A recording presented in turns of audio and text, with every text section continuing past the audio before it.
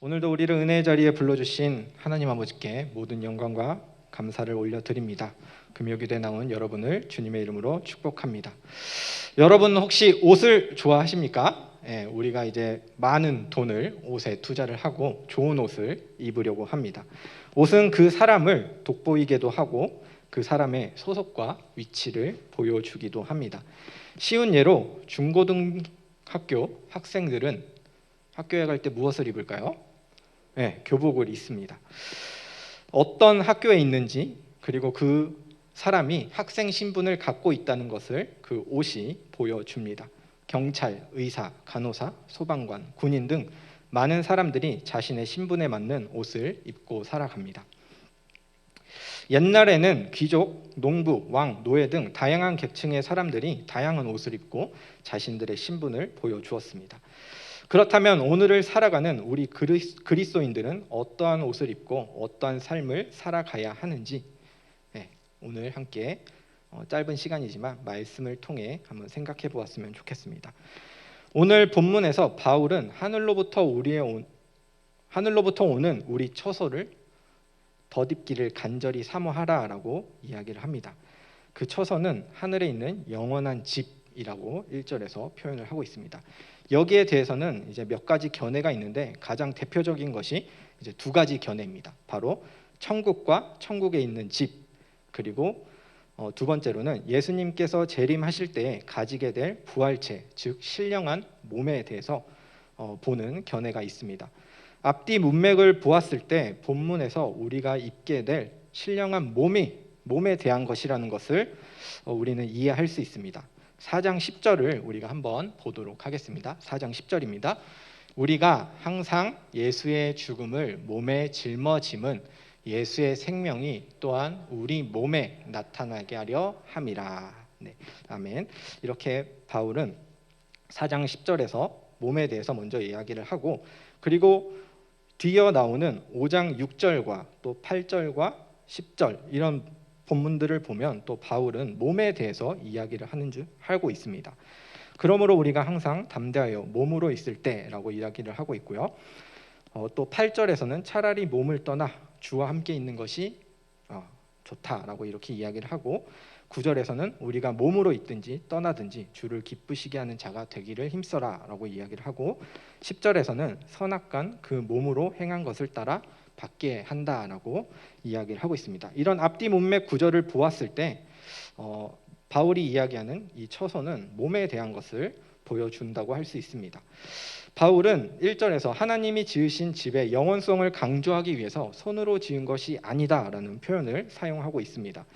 우리가 사는 집이 썩고 낡아지는 것처럼 우리의 육체 또한 마찬가지입니다. 그러나 그렇게 사라질 인간의 육체에 대해 실망하거나 두려워할 필요는 결코 없습니다. 왜냐하면 주님께서 재림하실 때에 우리 그리스도인들은 영원히 썩지 않을 부활의 몸을 입게 될 것이기 때문입니다. 여기서 이제 2절에 보면 덧입기를 간절히 사모하라라는 말이 있습니다. 덧입는다는 표현은 겉옷을 입는다라는 뜻을 가지고 있습니다. 이와 마찬가지로 이미 입고 있는 몸을 벗어버리고 새 몸을 입는 것이 아니라 우리가 가지고 있는 이 몸에 새로운 몸을 덧입는 것을 이야기합니다. 우리의 육체는 단순히 썩어져 없어질 것에 불과하다는 당시 영지주의자들에 대한 바울의 반박 의도도 담겨 있다고 볼 수 있습니다. 바울은 단순히 육체적 존재로부터의 해방을 꿈꾸는 것이 아니라 우리의 불완전한 지금의 몸이 신령한 몸으로 변화될 것을 소망하고 기도해야 된다라는 것을 말하고 있는 것입니다. 우리는 이 몸을 가지고 그리스도의 심판대 앞에서 그 행한 것에 따라 판결을 받게 될 것입니다. 우리가 신령한 몸을 사모해야 되는 이유는 바울은 3절에서 우리가 벗은 자들로 발견되지 않기 위해서라고 이야기를 하고 있습니다. 유대인들에게 나체를 드러내는 것은 굉장히 혐오스러운 일이었습니다. 그래서 유대인들은 자신의 이런 나체, 벗은 몸을 보여주기를 극도로 꺼려했습니다. 그들은 음부에서 벗은 몸으로 존재한다라고 생각을 했습니다. 그들에게 벗은 몸은 벗은 자들로 발견되는 것은 매우 수치스러운 일이었습니다. 우리 계시록 3장 18절 말씀을 함께 보도록 하겠습니다. 함께 읽겠습니다. 내가 너를 권하노니 내게서 불로 연단한 금을 사서 부요하게 하고 흰 옷을 사서 입어 벌거벗은 수치를 보이지 않게 하고 안약을 사서 눈에 발라 보게 하라. 네, 벌거벗는 흰 옷을 사서 벌거벗는 수치를 보이지 않게 하라라는 고백처럼 그들에게 있어서 벗음은 굉장히 수치스러운 일이었습니다. 바울은 우리가 하나님 앞에 벗은 자들로 발견되지 않아야 함을 강조하고 있는 것입니다. 바울은 우리가 신령한 몸을 통해 우리 그리스도인들이 옷 입는 신앙을 가져야 함을 보여주고 있습니다. 우리는 하나님 앞에서 벗은 자들로 발견되지 않아야 합니다. 그런데 우리 인간이 하나님 앞에서 벌거벗은 자들로 밝히 드러난 사건이 있었습니다. 여러분 혹시 어떤 사건인지 아시나요? 여러분이 잘 아는 사건입니다. 창세기에 나오는 아담과 하와가 선악과를 따먹은 사건입니다. 선악과를 따먹은 뒤 그들의 눈이 밝아져 자기들이 벗은 줄 알게 되었습니다. 그리고 그들은 동산에 거니시는 하나님의 소리를 듣고 하나님의 낯을 피하여 숨게 됩니다. 그들은 눈이 밝아졌을 때 무화과 나뭇잎으로 그 수치를 가리고자 하였습니다. 앞서 말했듯이 벌거벗음은 수치심과 죄의식과 죄를 나타냅니다. 그들이 무화과 나뭇잎으로 만든 옷은 일시적이고 한시적인 것이었습니다. 나의 의와 나의 노력을 상징하는 것입니다.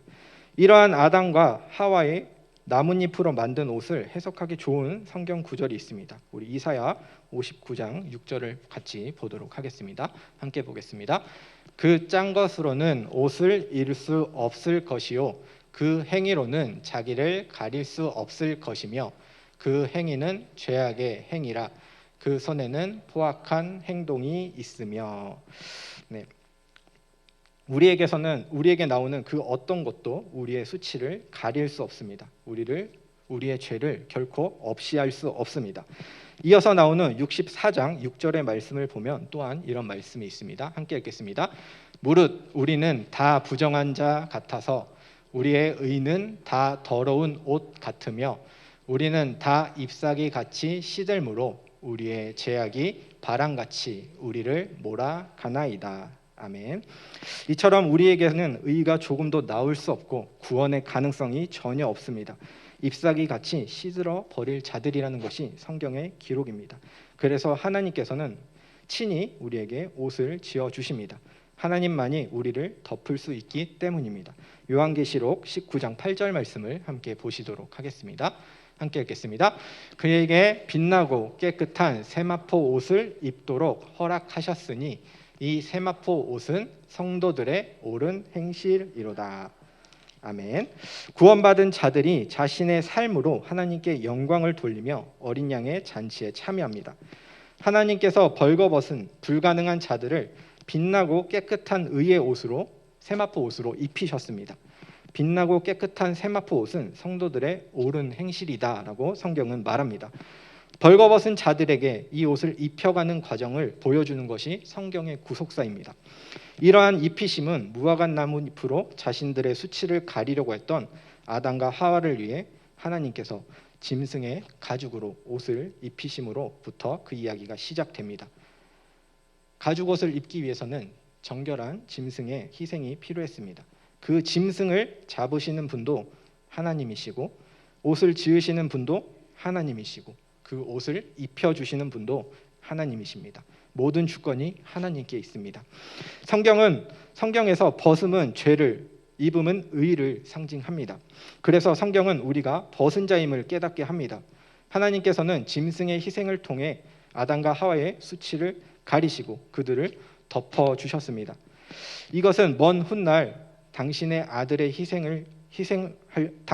희생하여 우리에게 옷을 입혀주실 것을 보여주는 사건의 예표인 것입니다. 하나님께서는 우리와 깨어진 관계를 위해 당신의 아들 예수를 옷으로 입혀주셨습니다. 하나님께서는 우리의 구원의 과정을 옷을 입혀감으로 보여주십니다. 우리 스가랴 3장 3절에서 5절 말씀을 함께 보도록 하겠습니다. 함께 읽겠습니다. 여호수아가 더러운 옷을 입고 천사 앞에 서 있는지라 여호와께서 자기 앞에 선 자들에게 명령하사 그 더러운 옷을 벗기라 하시고 또 여호수아에게 이르시되 내가 내 죄악을 제거하여 버렸으니 내게 아름다운 옷을 입히리라 하시기로. 내가 말하되 정결한 관을 그의 머리에 씌우소서 하매 곧 정결한 관을 그 머리에 씌우며 옷을 입히고 여호와의 천사는 곁에 섰더라. 아멘. 네, 대제사장 여호수아가 하나님 앞에 선 장면을 우리가 방금 읽어보았습니다. 여호수아는 더러운 옷을 입고 있었다라고 이야기를 합니다.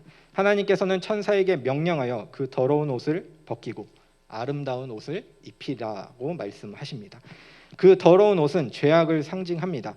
무화과 나뭇잎으로 치마를 만들어 자신들의 수치를 가리고자 했던 인간의 노력은 이처럼 더러운 옷을 입는 것과 마찬가지입니다. 우리에게서는 죄밖에 나오지 않기 때문입니다. 하나님께서는 그 옷을 벗기고 죄악이 제거되었다고 하시며 아름다운 옷을 입혀주셨습니다. 그리고 그것을 확증하기 위해 한 돌을 보여주십니다. 우리 3장 9절 말씀 함께 보시도록 하겠습니다. 만군의 여호와가 말하노라 내가 너 여호수아 앞에 세운 돌을 보라. 한 돌에 7 눈이 있느니라. 내가 거기에 새길 것을 새기며 이 땅의 죄악을 하루에 제거하리라. 아멘. 하나님께서는 한 돌을 보여주시고 그 돌에는 7 눈이 있다라고 이야기를 합니다. 하나님께서 우리를 위해 준비해 주신 돌에 대한 이야기는 구약 성경 곳곳에서 나타납니다. 다니엘서에서 나타난 신상을 부서뜨리는 돌, 이사야서에 나타난 시온의 기초돌 등입니다. 바울은 로마서 9장 33절에서 이 시온에 나타난 돌이 예수 그리스도임을 해석하고 있습니다. 우리 로마서 9장 33절 말씀 함께 읽도록 하겠습니다. 기록된 바 보라 내가 걸림돌과 거치는 바위를 시온에 두노니 그를 믿는 자는 부끄러움을 당하지 아니하리라 함과 같으니라. 아멘. 그 돌을 믿는 자는 부끄러움을 당하지 않는다라고 이야기를 하고 있습니다. 베드로도 구약의 이러한 부분을 통해서 예수님을 보배로운 산돌이라고 이야기를 합니다. 베드로전서 2장 6절 말씀 함께 보도록 하겠습니다. 성경에 기록되었으되 보라 내가 택한 보배로운 모퉁이 돌을 시온에 두노니 그를 믿는 자는 부끄러움을 당하지 아니하리라 하였으니. 아멘. 예수님을 믿는 자들은 부끄러움을 당하지 않는다라고 이야기를 하고 있습니다. 왜냐하면 벌거벗은 자들로 발견되는 우리의 수치심을 예수 그리스도라는 옷이 가려 주었기 때문입니다. 예수 그리스도는 이처럼 우리의 구원을 위해 다양한 모습으로 성경의 구약부터 나타나셨고 하나님께서는 이 땅의 죄악을 하루 만에 제거하겠다고 말씀을 하십니다. 그리고 예수를 통한 구원을 보여주고 있는 것입니다. 지금 아까 앞에서 본 돌을 보면 그 돌에 7 눈이 있다라고 이야기를 합니다. 계시록에서 이 7 눈은 완전하신 성령을 상징합니다. 그리고 우리를 벗은 자들이 아님을 보여주기 위해서 고린도후서 5장 5절에서는 우리에게 이루게 하시기 위해 보증으로 성령을 보내주셨다 하면서 그 스가랴의 말씀을 또한 뒷받침하고 있습니다. 성경에서 옷은 중요한 의미가 있습니다. 마태복음 22장에서 예수님께서는 천국을 혼인 잔치로 비유하여 말씀하십니다. 어떤 임금이 아들을 위하여 잔치를 베풀었는데 사람들이 오기를 싫어합니다. 그래서 임금은 종들을 보내 길에 가서 사람들을 만나는 대로 혼인 잔치에 와서 청하게 합니다. 그래서 많은 사람들이 왔는데 예복을 입지 않은 사람이 있었습니다. 주인은 그 사람의 손발을 묶어서 바깥 어두운 데 던져버리라고 합니다. 여러분 여기서 바깥 어두운 곳은 어디겠습니까? 단순히 그냥 깜깜한 방일까요? 우리가 잘 알고 있듯이 지옥입니다. 근데 단지 옷 하나 안 입었다고 지옥에 던져버리는 건 너무하지 않습니까? 그렇다면 이 옷이 상징하는 것은 무엇일까요? 바로 예수님이라는 것입니다. 예복은 예수 그리스도를 말하고 있습니다. 탕자의 이야기에서도 아버지는 모든 것을 허비하고 돌아온 아들을 위해 잔치를 벌이고 그에게 좋은 옷을 입혀줍니다. 아들의 신분이 회복된 것입니다. 옷은 예수 그리스도를 상징하고 있습니다. 하나님께서는 우리를 위해 짐승을 잡으시고 옷을 만들고 옷을 입혀주는 분이십니다. 우리가 해야 할 일은 이 사실을 믿는 것입니다. 그리고 아버지께로 돌아가야 합니다. 그리스도의 보혈, 그리스도의 의로 우리는 하나님께 나아갈 수 있게 되었습니다. 선악과를 따먹은 인간은 죄로 인해 하나님과의 관계가 깨어졌습니다. 그래서 자신들의 노력과 의로 자신들의 수치를 가리려 하였고 그것이 허사임을 깨닫고 하나님을 두려워하여 하나님의 낯을 피하여 숨게 되었습니다. 하지만 예수 그리스도를 믿는 우리는 더 이상 하나님을 피하여 숨지 않습니다. 요한일서 4장 17절에서 18절 말씀 함께 보도록 하겠습니다. 이로써 사랑이 우리에게 온전히 이루어진 것은 우리로 심판날에 담대함을 가지게 하려 함이니 주께서 그러하심과 같이 우리도 이 세상에서 그러하니라. 사랑 안에 두려움이 없고 온전한 사랑이 두려움을 내쫓나니 두려움에는 형벌이 있음이라. 두려워하는 자는 사랑 안에서 온전히 이루지 못하느니라. 아멘. 네. 하나님을 믿지 않는 자들은 벌거벗은 자들이기 때문에 하나님의 낯을 두려워하여 피하게 됩니다. 하지만 우리는 하나님께 나아감에 있어 두려움이 없습니다. 예수 그리스도가 우리를 덮어주셨기 때문입니다. 자, 말씀을 다시 한번 보도록 하겠습니다. 갈라디아서 3장 26절에서 27절 말씀입니다. 함께 읽겠습니다. 너희가 다 믿음으로 말미암아 그리스도 예수 안에서 하나님의 아들이 되었으니 누구든지 그리스도와 합하기 위하여 세례를 받은 자는 그리스도로 옷 입었느니라. 아멘. 네, 이 구절을 읽기 위해서 지금까지 열심히 달려온 것입니다. 네, 우리는 믿음으로 예수 그리스도 안에서 구원된 자가 되었습니다. 하나님의 아들이 되었습니다. 하나님의 자녀된 우리는 그리스도로 옷 입은 자들입니다. 그리스도의 옷을 입은 것이 아니라 그리스도로 옷을 입은 자입니다. 로마서 13장 14절 말씀을 보도록 하겠습니다. 오직 주 예수 그리스도로 옷 입고 정력을 위하여 육신의 일을 도모하지 말라. 네, 바울은 로마서에서도 동일하게 오직 주 예수 그리스도로 옷을 입으라고 이야기를 하고 있습니다. 예수 그리스도를 믿고 그리스도의 옷 입은 자들은 구별된 거룩한 삶을 살아가게 됨을 보여주는 것입니다. 정욕을 위하여 육신의 일을 도모하지 않는 자들이 됩니다. 정욕을 위하여 사는 것이 아니라 세상과 구별된 거룩한 그리스도인의 삶을 살아가게 됩니다. 하나님께서 우리에게 신령한 몸을 입게 될 삶으로 만들어 가실 것이기 때문입니다. 그래서 앞서 살펴보았듯이 계시록 19장 8절의 말씀처럼 예수 그리스도로 옷 입은 자들은 빛나고 깨끗한 세마포 옷을 입게 되는데 이것은 성도들의 옳은 행실이라고 나타납니다. 그런데 이 빛나고 깨끗한 세마포 옷이 우리의 옳은 행실로 나타날 수 있는 이유가 계시록 7장 13절에서 14절에 기록되어 있습니다. 함께 읽어보도록 하겠습니다. 장로 중 하나가 응답하여 나에게 이르되 이 흰 옷 입은 자들이 누구며 또 어디서 느냐? 내가 말하기를 내 주여 당신이 아시나이다 하니 그가 나에게 이르되 이는 큰 환난에서 나오는 자들인데 어린 양의 피에 그 옷을 씻어 하였느니라. 아멘. 요한이 환상 중에 각 나라와 족속과 백성과 방언에서 아무도 셀 수 없는 능히 큰 무리가 나오는 것을 보았습니다. 그들은 흰 옷을 입고 예수님을 찬양하는 모습을 보입니다. 그때 장로 중 하나가 요한에게 이 흰 옷 입은 자들이 누구이며 어디서 왔는지 묻습니다. 그들은 어떤 자들이라고 이야기를 합니까? 어린 양의 피에 그 옷을 씻어 희게 하였다라고 이야기를 합니다. 예수 그리스도를 믿고 구원받은 우리 하나님의 백성이 세상에서 구별된 삶을 살아갈 수 있는 이유는 예수께서 먼저 우리를 위해 피를 흘려주셨기 때문입니다. 우리가 하는 일은 단지 그 피를 씻은 옷을 입고 주님의 뜻 가운데 살아가는 것입니다. 그러한 우리의 삶은 우리에게 영원한 초소 그리고 신령한 몸, 완전한 부활체를 소망하게 합니다. 그리고 그 보증으로 성령께서 우리에게 찾아오셨습니다. 이 성령이 하시는 유일한 일은 우리에게 예수 그리스도를 믿고 예수 그리스도를 증언하는 일이십니다. 성령은 단순히 우리의 능력이나 우리의 도구가 아닙니다. 성령은 우리로 하여금 예수님을 믿고 예수님의 발자취를 따라가게 합니다. 예수 그리스도를 믿는 자들은 아름다운 옷을 입은 자들로 하나님께서 만들어 가실 것입니다. 우리 그리스도인들의 구별된 삶을 통해 수많은 영혼들이 하나님의 영광을 보게 될 것입니다. 예수 그리스도의 복음을 보게 될 것입니다.